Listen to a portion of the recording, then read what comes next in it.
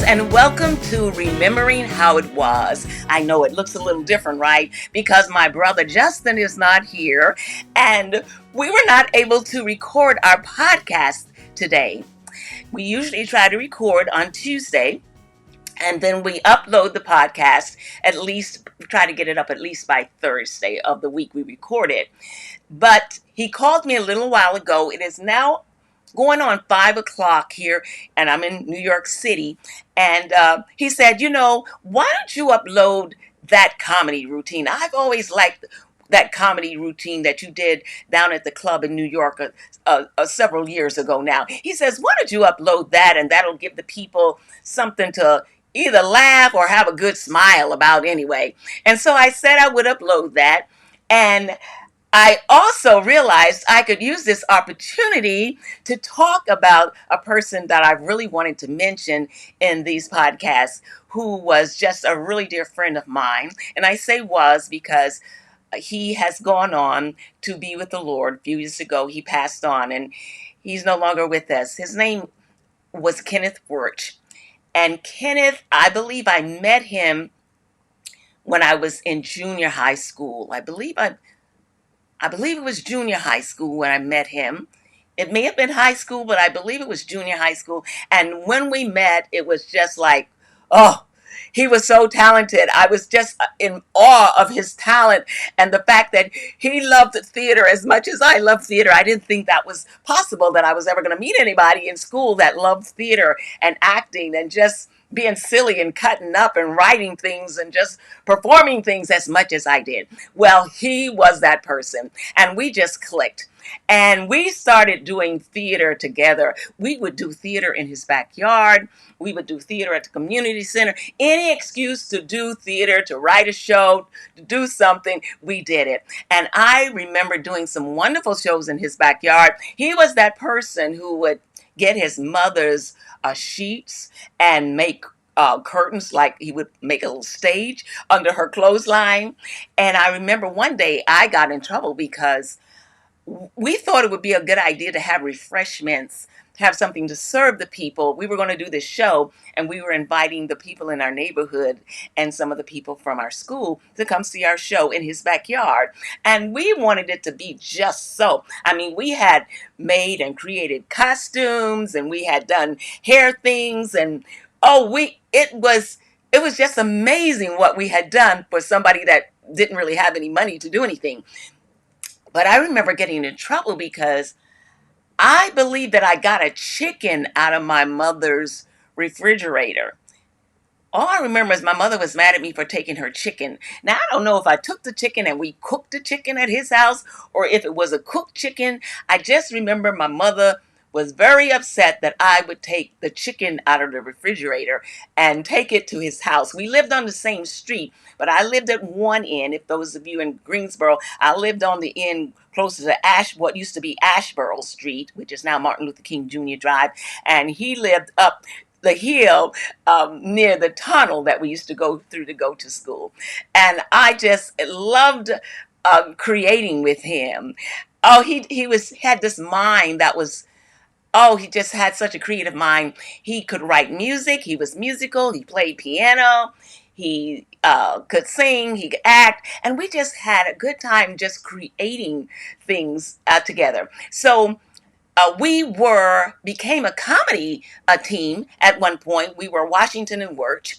And we entered ourselves into a Knights of Columbus talent show that was being held at the Greensboro Coliseum.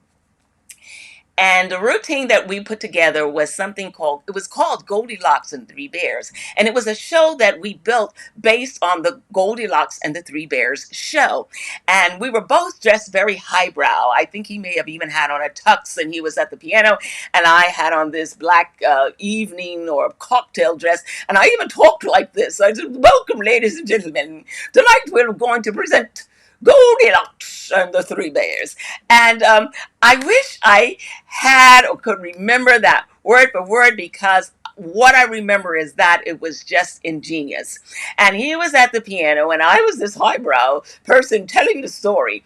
And he was also the sound effects man. So near his piano, he had a record player, and he had a record on there that played sound effects.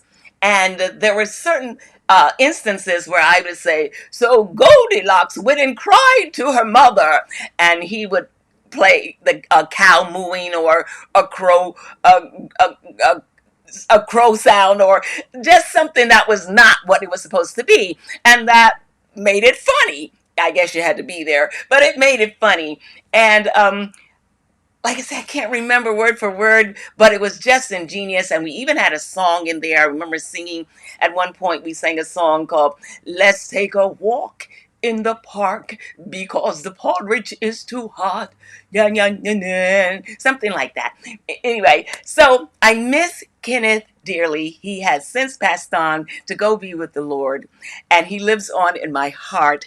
And so I'm so happy that I have this opportunity to mention his name and share him with you. When I first went to New York, I was thinking that I would like to be a stand-up comic. And so several years ago, while after I had been through my career and I had come back to New York, I was thinking, I should go ahead and fulfill that dream of being a stand-up comic.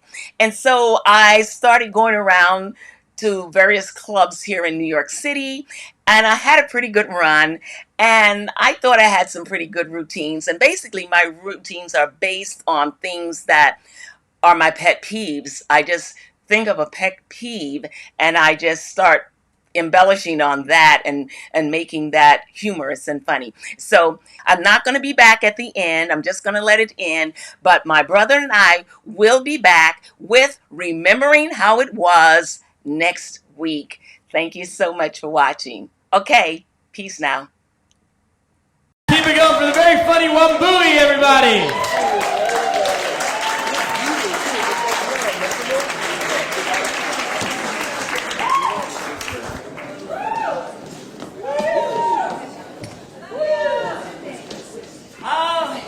It's so good to see all your lovely faces in the place this evening. Throw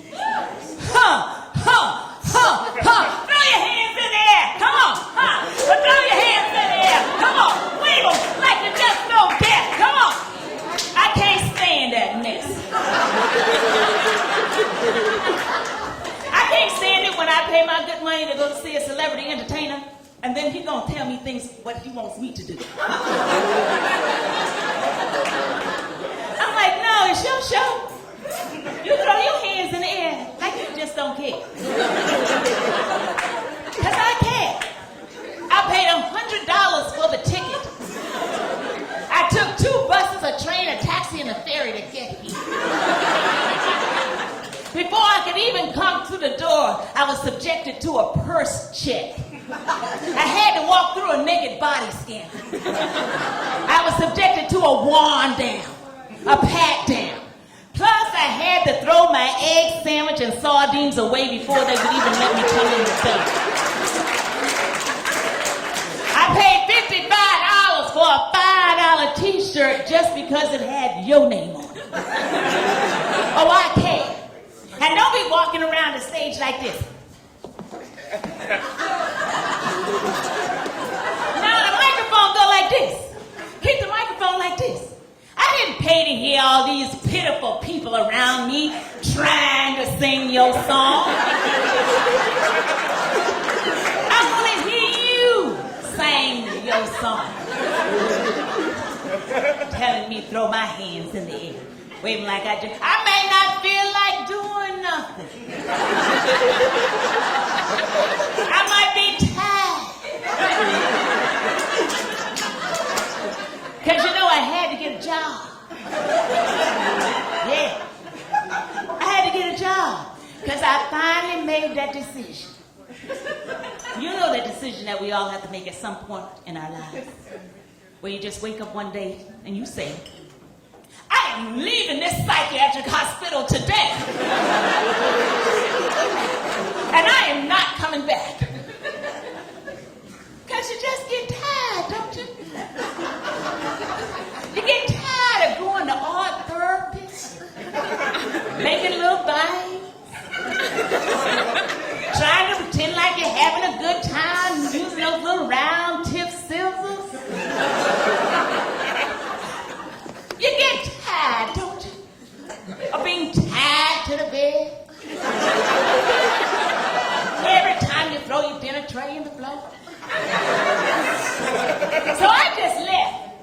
Social Security wrote me a letter and said they're going to stop my benefits because I was not cooperating. So I had to get a job. Now, mind you, they didn't say they were stopping my monthly check because I was cured. They said they stopping my check because I was not cooperating. Now, I shared this information with you so that the next day you're having one of those days on your job where you're sitting there, you know, and you look up, you look around at all the people working with you on your job, and you ask yourself, where the hell did all these crazy people come from?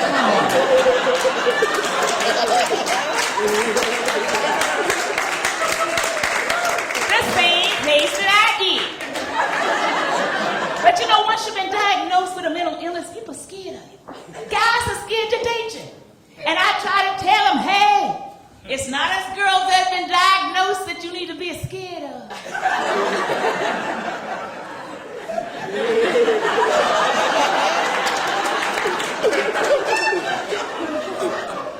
Because you know, before we do something crazy, we're going to think about it twice. But these other girls, these non-diagnosed girls, oh, they will tear your car up.